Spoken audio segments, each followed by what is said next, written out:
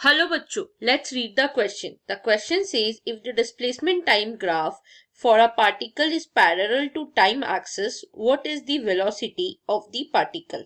हमें ये क्वेश्चन में एक पार्टिकल का डिस्प्लेसमेंट टाइम ग्राफ के लिए पैरेलल होता है वो टाइम एक्सिस के साथ, तो उसकी वेलोसिटी क्या होती है। तो first let us draw the displacement time graph और मैं शो कर देती हूँ कि इसमें कैसा डिस्प्लेसमेंट टाइम ग्राफ बोला गया। We will take displacement in y-axis and time in x-axis because displacement is dependent quantity on time and time is independent. So we will take time in x-axis.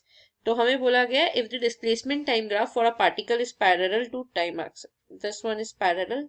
मतलब इस तरीके का अगर graph है time access से parallel है तो उसकी वेलोसिटी क्या होगी, हमें ये क्वेश्चन में पूछा गया। तो अगर ये स्ट्रेट लाइन है और पैरेलल टू टाइम एक्सिस है, ये क्या रिप्रेजेंट करता है, position of the object does not change. अगर पोजीशन ही चेंज नहीं होगा विद रिस्पेक्ट टू टाइम तो ऑब्जेक्ट क्या है, रेस्ट में है। अगर ऑब्जेक्ट रेस्ट में होगा तो वेलोसिटी क्या हो जाएगी, वेलोसिटी हो जाएगी 0। तो हम हेंस इसको लिख लेते हैं, if it is a straight line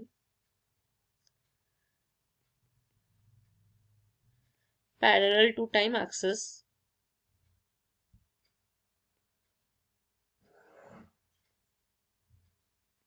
it represents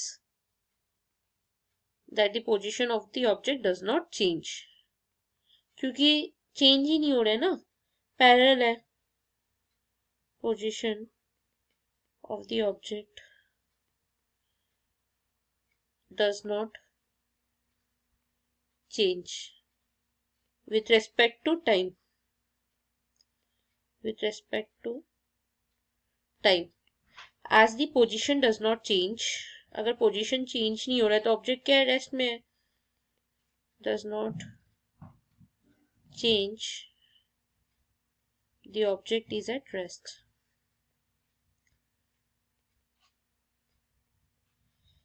अगर ऑब्जेक्ट रेस्ट में है तो वेलोसिटी क्या हो जाएगा, 0 हो जाएगा। so the velocity will be 0। अगर ऑब्जेक्ट रेस्ट में है with respect to the time तो वेलोसिटी क्या हो जाएगी, वेलोसिटी हो जाएगी 0। Hope you understood it well. Best of luck. Thank you.